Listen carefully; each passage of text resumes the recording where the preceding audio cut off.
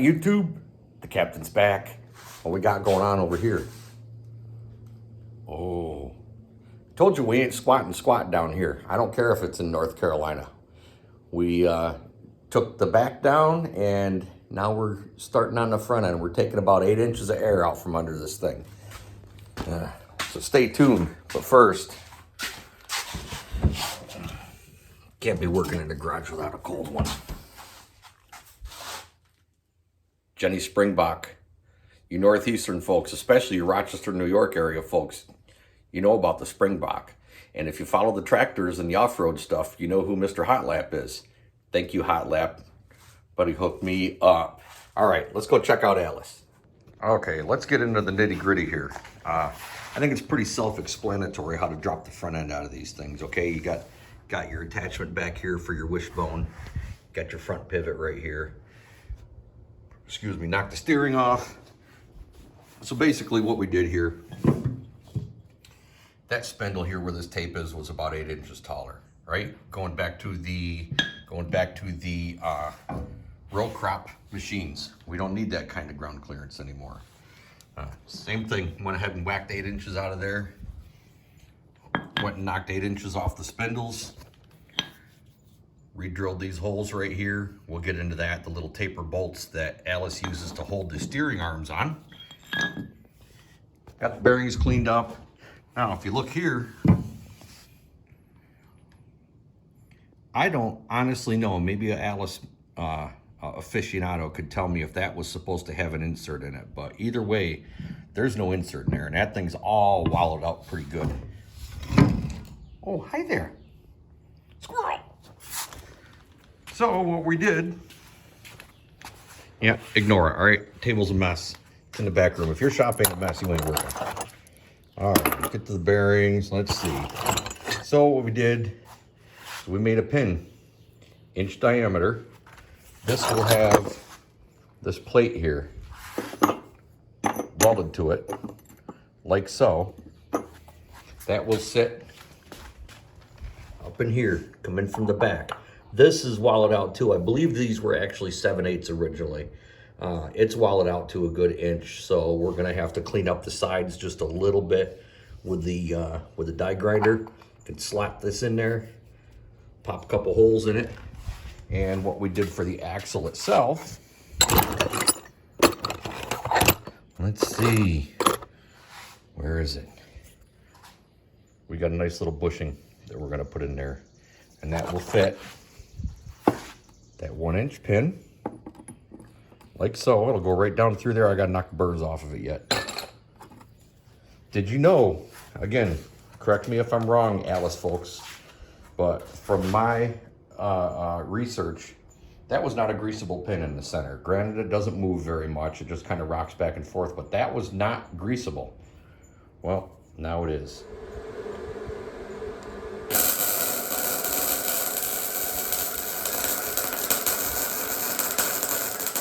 All right, a little touch up. We got a nice bushing there now. We'll have our little piece of the grease fitting. Let's go ahead and mock this thing up. And what we're gonna try to do here, we got this plate on here. It's gonna go on the back side of this, back here like so. And just in case that axle or anything happens to be just a little bit skewed, I wanna make sure this plate is gonna bolt flat. So we're gonna go ahead and mock up the front end and knock that pin in, clamp this, and then weld it from the back. Take it off and final weld it, make sure everything's nice and square. Let's do it.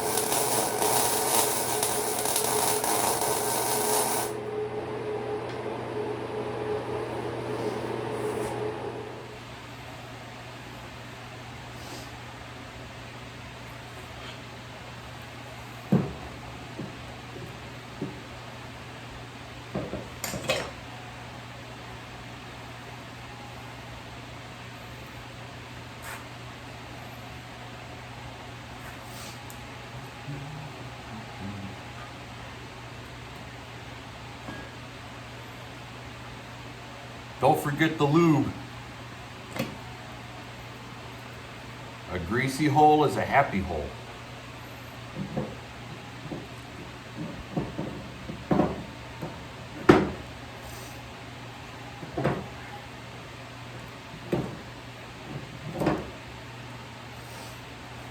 So what Allis does, I don't know if other tractor manufacturers may do that too. It's kind of neat. It's actually like a tapered locking stud. What's kind of cool is obviously things will come loose and just keep cranking this thing down. So kind of interesting.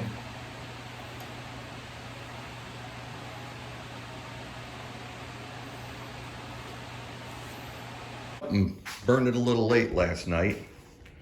Went ahead and got the front end all done. Figured there was no sense of doing a whole lot of coverage of putting wheel hubs on and tightening nuts and bolts. Everybody knows how to do that. So, but she's in there. She's down now. Looks nice. We got, I don't know. I'm a pretty short guy, and the hood ain't much higher than my belly button, so pretty happy with it. Still gotta pin the front end and stuff like that, but she's all together. Went for a little short test ride, so we're on to phase 2 now. Working on brake setup here.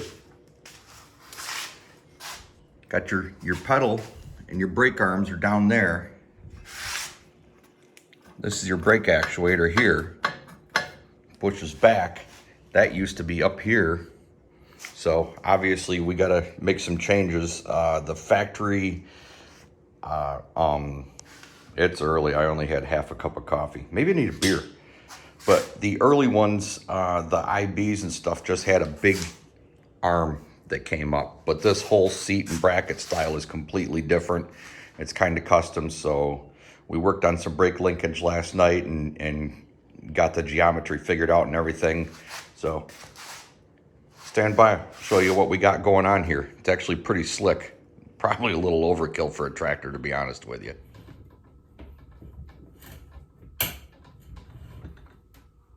Who needs a bench vise? Do things the captain way, the hard way. Okay, well, we got the brake parts drying over here. We've got them all whipped up. Go ahead and work on some clutch pedal relocation, moving that forward. Again, drivetrain, the rear final drives went forward about 9 3/4, 9 inches. 3/4 of an inch. Who's splitting hairs here? We got to move the pedals ahead as well. Let's do it. Oh! Wait.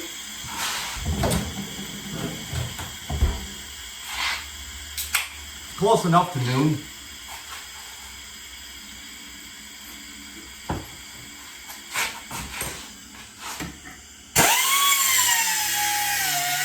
Piece cut.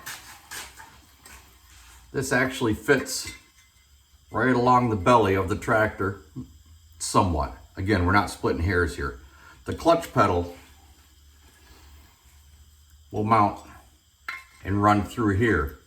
But if you see, this is only, I don't know, what, 80 wall, right? What's gonna happen? That's gonna wear out, right? You're pushing on that all the time. It's gonna wear this and it's gonna wear the clutch rod. So what we're gonna do, until my drill died, so we're gonna bore those holes out to 3/4 inch, and we're gonna tack in a nice little brace in there, bushing, I don't know what the hell you wanna call it. I just know how to do it. So while the battery's still charging and we can get on that clutch pedal up there, here's our brake linkage. It's all wrapped up.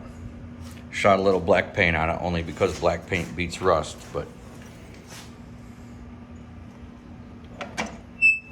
don't need a whole lot of travel back here. I would like a little bit more because the mechanical advantage here, this brake is going to be pretty sensitive, but it works. We don't have a lot of room to mess with, and without reinventing the wheel, we're just gonna go with this.